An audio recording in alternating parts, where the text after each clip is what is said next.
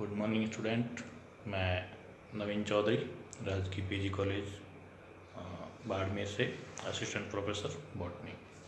ये वीडियो आज BSc second year की क्लास के लिए है।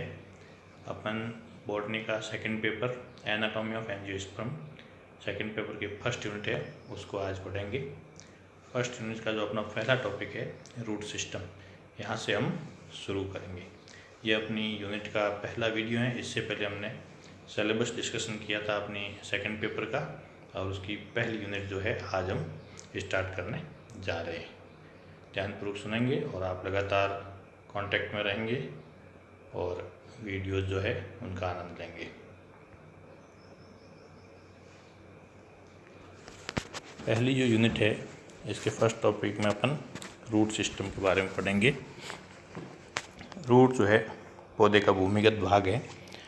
पौधे की तीन मुख्य भाग, जड़, तना, पत्ती में से यह ज़मीन के अंदर जो भूमि के अंदर छिपा हुआ भाग है, इसको हम मूल तंत्र कहते हैं। जड़ों के प्रमुख लक्षण इस प्रकार हैं। जड़ें अहरित यानी इनमें पर्णहरित नहीं पाया जाता है, बेलनाकार आकार की होती है, अधोवर्ती यानी ज़मीन के अंदर धंसी हुई होती है, नोड और इंटरनोड जैसा कि स्टम में होता है, तने में जो होते हैं वो मूल में नहीं पाए जाते हैं। मूल के जो अंतिम सिरे होते हैं इनके ऊपर रूट केयर यानी मूल गोप पाए जाते हैं, जो कि जड़ों की वृद्धिशील जो शाखाएं हैं उनकी रक्षा करते हैं। कुछ जलीय पादपों की जड़ों के अंतिम सिरों पर रूट पॉकेट्स पाए जाते हैं। यह जलीय पौधों को उत्प्लावता प्रदान करने के लिए इन रूट पॉकेट्स के अंदर एयर यानी हवा भरी रहती है, जिससे इनकी जो वजन है वो हल्का हो जाता है और ये पानी के ऊपर तैरते रहते हैं। इस प्रकार के रूट पॉकेट्स हम जलकुंभी के पादपों की जड़ों में देख सकते हैं। इसके अलावा जड़ों के जो मूल रोम क्षेत्र है उसमें यूनिसेलुलर रूट हेयर यानी एक कोशिकीय रूट हेयर्स अपन देख सकते हैं। जड़ें पॉजिटिवली हाइड्रोस्कोपिक होती है यानी जलानुवर्ती होती है, जल की तरफ जो है ये वृद्धि करती है। साथ ही नेगेटिव फोटोट्रोपिक यानी प्रकाश की प्रति इनकी नेगेटिव वृद्धि होती है, जिधर प्रकाश होगा उधर ये वृद्धि नहीं करेगी। जड़ों में पार्श्व जड़ें पाई जाती है। पार्श्व जड़ों पेरिसाइकिल यानी परिरम से उत्पन्न होती है। इनकी उत्पत्ति एंडोजिनस मानी जाती है। जड़ों का प्रमुख कार्य पौधे को यांत्रिक मजबूती देना एवं जमीन से जल एवं खनिज लवणों का अवशोषण करना है। जड़ के अंदर 5 मुख्य क्षेत्र पाए जाते हैं, रीजन्स ऑफ रूट। इन 5 मुख्य क्षेत्रों को अपन इस डायग्राम द्वारा देख सकते हैं। पहला जो जड़ों का क्षेत्र है, अंतिम सिरे जड़ों पर पाए जाते हैं, वो है नंबर 1 मूल गोप क्षेत्र, रूट कैप। यह जड़ों का सबसे नीचे का सिरा होता है। मूल गोप वृद्धिशील जड़ की सुरक्षा का कार्य करता है। मूल गोप से जस्ट पीछे की तरफ जो भाग होता है इसको रूट एपेक्स या मूल शीर्ष कहते हैं। ये मेरिस्टेमेटिक जोन है। जड़ का विभज्योतक भाग इसमें पाया जाता है। ये विभज्योत की कोशिकाएं लगातार वृद्धि करती रहती है और जड़ के नए भागों को बनाती रहती है। विभज्योत की क्षेत्र यानी रूट एपेक्स के बाद जो तीसरा भाग है, तीसरा पोर्शन है, उसको हम दीर्घीकरण साइड जोन ऑफ इलोंगेशन कहते हैं। दीर्घीकरण क्षेत्र जड़ की लंबाई में वृद्धि करने वाली कोशिकाएं होती है। ये जो जड़ की लंबाई है इसको बढ़ाती है। इन कोशिकाओं में दीर्घीकरण होता है। इनको जोन ऑफ इलोंगेशन भी कहते हैं। दीर्घीकरण क्षेत्र से बाद का जो क्षेत्र है यह मूल रोम क्षेत्र कहलाता है। मूल रोम क्षेत्र अपन चित्र में देख सकते हैं, जो रूट हेयर लिखा हुआ है। यह मूल रोम क्षेत्र सर्वाधिक अवशोषण की क्रिया जो खनिज और जल की होती है पौधों में, अवशोषण के लिए सबसे प्रमुख रूप से जो ये भाग है उत्तरदायी है। ये एक कोशिकीय रूट हेयर जल और खनिज लवणों का कुशलता से अवशोषण कर पौधे की पत्तियों तक पहुंचाता है। इससे हम zone of root hair zone या मैचुरेशन जोन कहते हैं।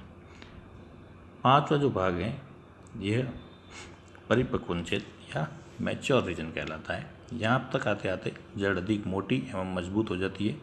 ये पौधे को अवशोषण की बजाय यांत्रिक सहायता में अधिक सहायता करती है।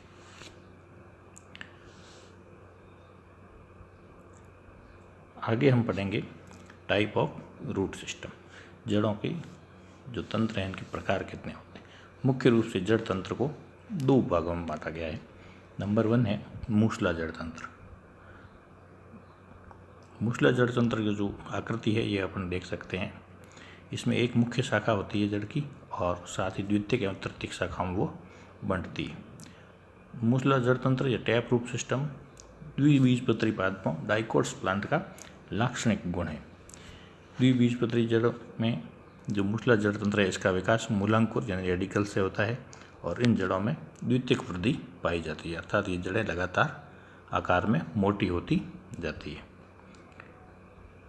दूसरा प्रकार जो जड़ों का है वह है अपस्थानिक जड़ तंत्र एडवेंटिशियस रूट सिस्टम।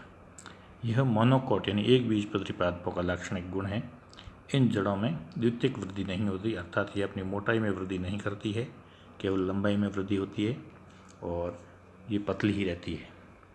इनका विकास जो है रेडिकल यानी मूलांकुर से नहीं होता बल्कि ये पादपों के अन्य भागों से यानी नोड और इंटरनोड जो पोर्शन है इसमें नोड से इनकी विकास होता है। कई जगह ये पत्तियों से अथवा शाखाओं के जड़ों से भी निकलती है।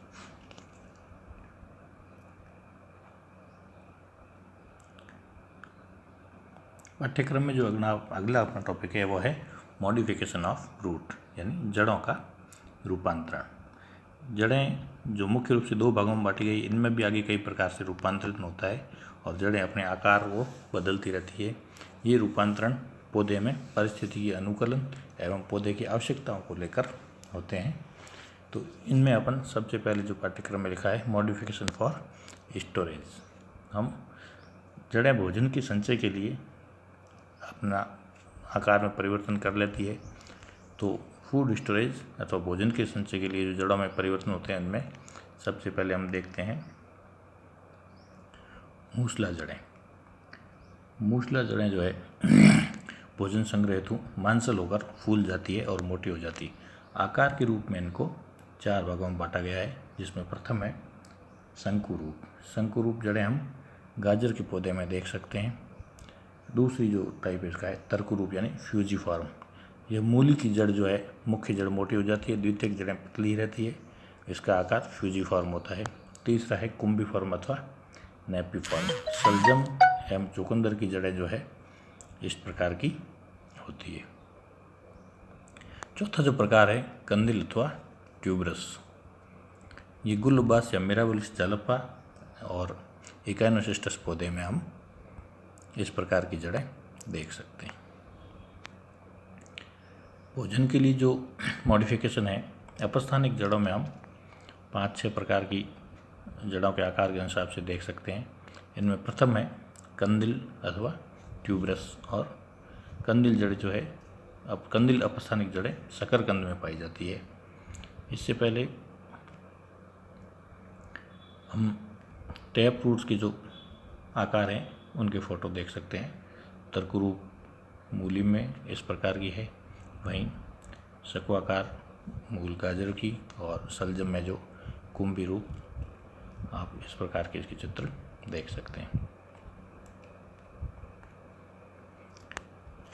कंदिल अपस्थानिक जड़ें शकरकंद में पाई जाती है। शकरकंद की मूल स्तंभ जमीन के साथ आगे बढ़ता रहता है और उसकी नोड से नई जड़ें निकलती है जो ज़मीन में फैलकर ट्यूबरस या कंदिल आकार की हो जाती है। तीसरा है कंदगुच्छ या फैसिकुलेट। इसमें एक ही जड़ के शीर्ष से एक स्थान से खूब सारी जड़ें निकलती है जो एक जड़ों का गुच्छा या समूह बना देती है और इस प्रकार का उदाहरण अपन डहेलिया अथवा शतावरी में देखते हैं। तीसरी है मूलांग मूल या नोड्यूलस रूट। ये कुछ मोनोकोट जैसे आमी हल्दी कुरकुमा एमडा में देखी जाती है। चौथा प्रकार मणि रूप यानी मोनिलिफॉर्म बीडियड रूट्स है। इसमें जड़ लंबाई में माला के मनकों की तरह फूलकर मोटी और माला आकार में हो जाती है। करेला और पोर्चुलोका में इस प्रकार की जड़ें हम देखते हैं। पांचवा प्रकार है वलित मूल का, एन्युलेटेड रूट का। ये आइपिकन था और सिफेलिस में वलित मूल पाई जाती है। हस्ताकार मूल अथवा पाल्मेट रूट्स एकोनिटम में देखी जा सकती। अपस्थैनिक जड़ों के भोजन संचय हेतु मॉडिफिकेशन के बाद अगला टॉपिक अपना है मॉडिफिकेशन फॉर रेस्पिरेशन, यानी श्वसन के लिए जड़ों में मॉडिफिकेशन अथवा रूपांतरण। इस प्रकार की श्वसन मूलें मुख्यतः दलदली क्षेत्रों में पाए जाने वाले हेलोफाइट्स यानी लवण मृदोद्भिद पादपों में देखी जाती है। मैंग्रोव वनस्पति मुख्यतः समुद्र के किनारे के दलदली क्षेत्र यानी नदियों के डेल्टाई भागों में पाई जाती है। भारत में गंगा और ब्रह्मपुत्र नदी का डेल्टाई भाग जो सुंदरवन है, उस क्षेत्र में मैंग्रोव वनस्पति अधिकता से पाई जाती है। दलदली क्षेत्रों के अंदर, जड़ों के अंदर श्वसन की समस्या रहती है, ऑक्सीजन की कमी रहती है, क्योंकि दलदली क्षेत्र में जो मिट्टी है उसमें पानी ज़्यादा भरा रहता है और जड़ों को हमेशा ऑक्सीजन की कमी रहती है। ऑक्सीजन की कमी से जड़ों की मृत्यु न हो, इसके लिए मैंग्रोव वनस्पति या दलदली क्षेत्रों के पादप में विशेष अनुकूलन पाया जाता है। उनकी जड़ें जमीन से ऊपर निकली हुई रहती है। खूंटे के रूप में ये ऋणात्मक गुरुत्वानुवर्ती शाखाएं, उदर्भ शाखाएं पाई जाती है। इनका आकार हम देख सकते हैं। इस प्रकार की ये जड़ें होती है। राइजोफोरा पादप में अपन जड़ें देख सकते हैं। ये पादप का मुख्य तना है और इस तना की जड़ों के आसपास ये दलदल में फैली हुई जड़ें ज़मीन से ऊपर निकली होती है। ऋणात्मक गुरुत्वाकर्षण का अर्थ मतलब है ज़मीन से ऊपर की तरफ उठ जाना। इन जड़ों के अंदर जो ऊपर उठी हुई जड़ें हैं, इनको श्वसन मूल कहते हैं। इन श्वसन मूलों में छोटे छोटे वातरंध्र पाए जाते हैं, जिनको हम न्यूमेटोथोड्स भी कहते हैं। इन वातरंध्रों के द्वारा यह जड़ें लगातार श्वसन के लिए वातावरण से ऑक्सीजन लेती रहती है और ऑक्सीजन को भूमिगत जड़ों तक पहुंचाती है, जिससे वे जड़ें दलदली क्षेत्रों में वृद्धि करने के लिए कामयाब हो पाती हैं। श्वसन मूलों का उदाहरण हम मैंग्रोव वनस्पति के कुछ पादप जैसे सोनेरिटा, एविसिनिया और राइजोफोरा में देख सकते हैं। धन्यवाद विद्यार्थियों। अगली क्लास में हम इसी यूनिट के अगले टॉपिक की चर्चा करेंगे। Thank you.